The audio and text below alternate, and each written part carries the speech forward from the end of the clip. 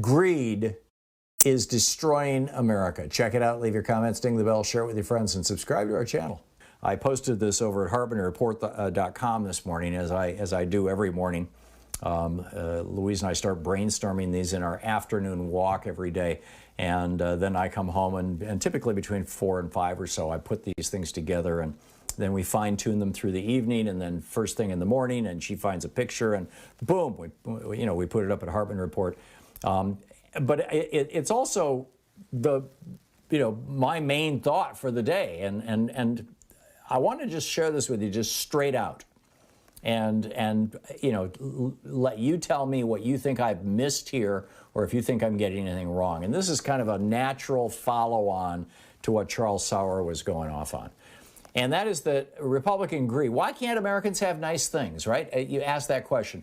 Why is it that Canada has a national health care system, France has a national health care system, Germany has a, why can't Americans have nice things? In Denmark, they pay you $400 a month to go to college. Why can't Americans have nice things?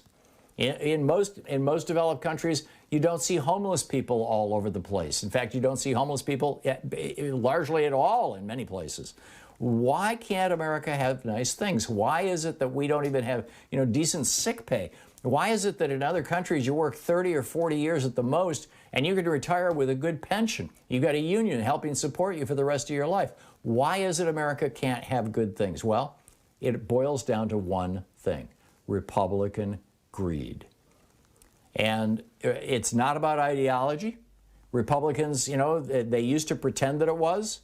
They used to say that Social Security and Medicare were going to turn America into a communist country, and that's why they were opposed to them.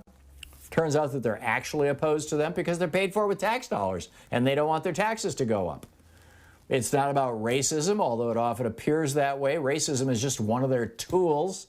The reasons Republicans work so hard to keep black and brown people down is because they subscribe to this weird economic theory that if they can keep the underclass doing most of the work, and this is just the logical extension of slavery, by the way, if they can keep the underclass doing most of the hard work, then they can keep most of the money. In fact, we're going to talk to Richard Wolff about that in the next hour. And by the way, if their use of racist language and Confederate iconography brings in a few more low IQ white voters, that's just icing on the cake. They can use those racist yahoos to get themselves reelected so that the giant corporations can stuff more money in their super PACs that they can use to retire with, like John Boehner and those guys. It's not about charity. They say, housing and health care should be taken care of through charity.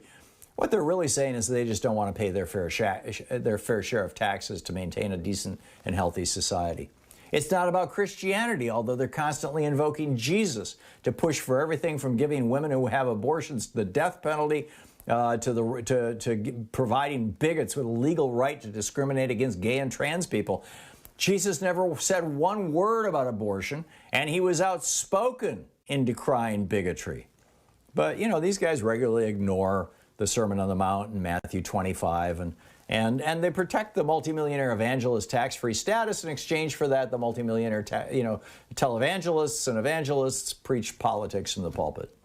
It's not about saving American lives from the pandemic, excuse me. Trump used the Defense Production Act to do one thing and one thing only: put black and brown people back to work in meatpacking plants. It doesn't give a rat's ass about Americans. As long as the factories are humming and the stock market's rising, a few 100,000 dead Americans, that's just collateral damage. It's not about conservatism. I know they like to use that word, but it's not about slowly or cautiously improving America or anything else other than the balance in their own checking accounts. And they like to use the word conservative, but they've rendered it meaningless other than, in many cases, as code for racist. It's not about making the world a better place. They deny climate change. They deregulate industries that poison our air and water. They do everything they can to screw working people out of unions, good wages, decent benefits. They're totally down with pesticides that are killing our pollinators, and while they're poisoning our atmosphere with their carbon emissions, all just to make a buck. It's all about greed.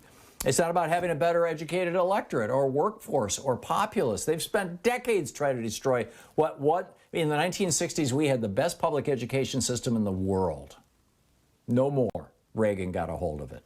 And now we've got $2 trillion worth of student debt, and which is sure profitable for Republican banksters. It's not about culture. You know, they do this good old boy NASCAR Duck Dynasty thing to bring in the rubes.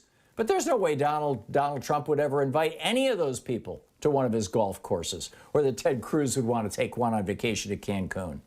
It's not about gun violence. As long as their investments in the weapons manufacturers are profitable and the gun violence is limited to the middle class and poor people, they don't give a rat's ass about gun safety. It's not about immigrants taking jobs from working class Americans. They stopped enforcing the laws against employers hiring people. And when the spotlight gets shined on them, they're more than happy to put brown people in jail. It's not about putting America first. Reagan and Bush brought us GATT and NAFTA, which have shifted over 5 million jobs overseas. At the end of the day, the single animating force in the Republican Party is greed. Doesn't matter how many Americans die, it's all about the greed. Prove me wrong.